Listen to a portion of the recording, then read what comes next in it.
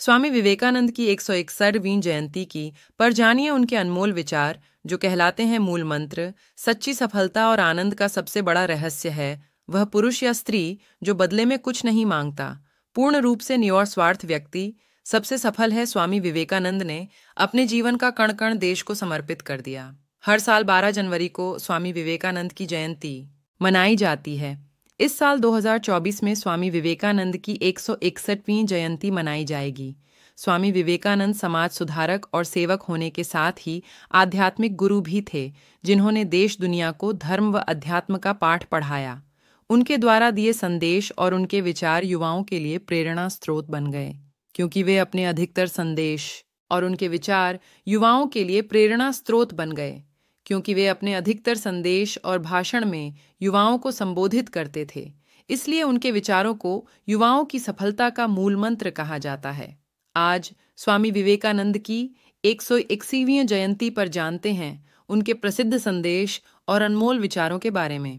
विवेकानंद जी के ये विचार आपको सफलता की ओर आगे बढ़ने के लिए प्रोत्साहित करेंगे और इससे आपका जीवन बदल जाएगा। 1. तुम्हें कोई पढ़ा नहीं सकता, कोई आध्यात्मिक नहीं बना सकता। तुमको सब कुछ खुद अंदर से सीखना है। आत्मा से अच्छा कोई शिक्षक नहीं है। 2. सत्य को 1000 तरीकों से बताया जा सकता है, फिर भी हर एक सत्य ही होगा। 3. बाहरी स्वभाव केवल अंदरूनी स्वभाव का बड़ा रूप है। 4. ब्रह्मांड की सारी शक्तियां पहले से हमारी हैं। वो हम ही हैं जो अपनी आंखों पर हाथ रख लेते हैं और फिर रोते हैं कि कितना अंधकार है। 5. विश्व एक विशाल व्यायामशाला है जहां हम खुद को मजबूत बनाने के लिए आते हैं। 6. दिल और दिमाग के टकराव में दिल की सुनो। 7. शक्ति जीवन है, निर्बलता मृत्यु है, विस्तार जीवन है, संकुचन मृत्यु है, प्रेम जीवन है, द्वेष मृत्यु है। 8. किसी दिन जब आपके सामने कोई समस्या ना आए, आप सुनिश्चित हो सकते हैं कि आप गलत मार्ग पर चल रहे हैं। 9. एक समय में एक काम करो और ऐसा करते समय अपनी पूरी आत्मा उसमें डाल दो और बाकी सब कुछ भूल जाओ। 10. जब तक जीना तब तक सीखना। अनुभव ही जगत में सर्वश्रेष्ठ शिक्षक हैं। 11. जब तक आप खुद पर विश्वास नहीं कर सकते। 12. जो अग्नि हमें गर्मी देती है, हमें नष्ट भी कर सकती है, यह अग्नि का दोष नहीं है। 13. चिंतन करो, चिंता नहीं, नए विचारों को जन्म दो। 14. हम वो हैं जो हमें हमारी सोच ने बनाया है, इसलिए इस बात का ध्यान रखिए कि आप क्या सोचते हैं।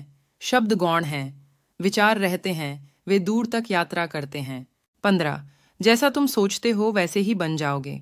खुद को निर्बल मानोगे तो निर्बल और सबल मानोगे तो सबल ही बन जाओगे। 16. कुछ मत पूछो, बदले में कुछ मत मांगो। जो देना है वो दो, वो तुम तक वापस आएगा, पर उसके बारे में अभी मत सोचो। 17. जो कुछ भी तुमको कमजोर बनाता है, शारीरिक, बौद्धिक या मानसिक, उसे जहर की तरह त्याग दो। 18. तुम फुटबॉल के जरिए स्वर्ग के ज्यादा निकट होंगे बजाय गीता का अध्ययन करने के। 19. वेदांत कोई पाप नहीं जानता, वो केवल त्रुटि जानता है।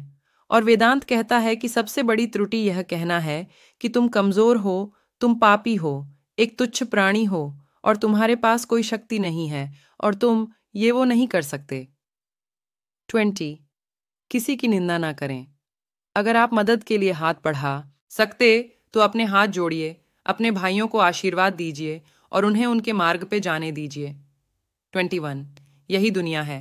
यदि तुम किसी का उपकार करो तो लोग उसे कोई महत्व नहीं देंगे, किंतु ज्यों ही तुम उस कार्य को बंद कर दो, वे तुरंत तुम्हें बदमाश प्रमाणित करने में नहीं हिचकिचाएंगे। मेरे जैसे भावुक व्यक्ति अपने सगे स्नेहियों द्वारा ठगे जाते हैं।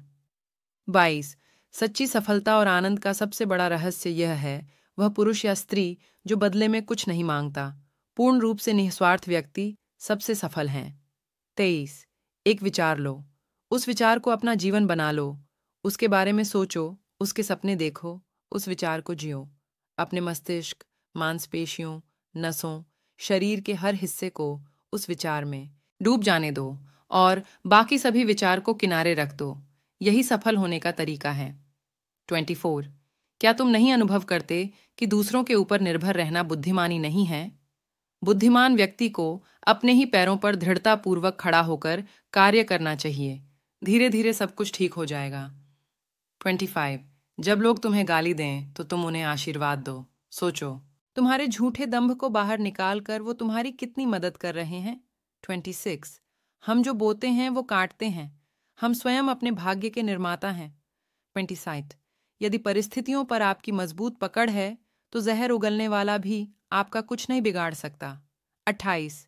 हर काम को 3 अवस्थाओं से गुजरना होता है: उपहास, विरोध और स्वीकृति। 29। अनेक देशों में भ्रमण करने के पश्चात मैं इस निष्कर्ष पर पहुंचा हूं कि संगठन के बिना संसार में कोई भी महान एवं स्थायी कार्य नहीं किया जा सकता। 30। शिक्षा क्या है? क्या वह पुस्तक विद्या है? नहीं। क्या वह नाना प्रकार का ज्ञान है? नहीं, यह भी नहीं। जिस संयम के द्वारा इच्छा शक्ति का प्रवाह और विकास वश में लाया जाता है और वह फलदायक होता है, वह शिक्षा कहलाती है। 38। हम वो हैं जो हमें हमारी सोच ने बनाया है, इसलिए इस बात का ध्यान रखिए कि आप क्या सोचते हैं। शब्द गौण हैं, विचार रहते हैं, वे दूर तक यात्रा करते हैं। बट्टी, हम भगवान को खोजने कहाँ जा सकते हैं अगर उनको अपने दिल और हर एक जीवित प्राणी में नहीं देख सकते। 33। किसी चीज से डरो मत, तुम अद्भुत काम करोगे। ये निर्भयता ही है जो